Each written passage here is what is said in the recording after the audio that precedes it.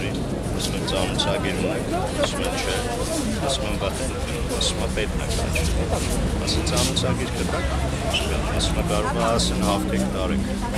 ասում դե էլը փողց է, երբ տաղային եմ շնորհ, ասում ես գնամ, ես են արյատ կգա,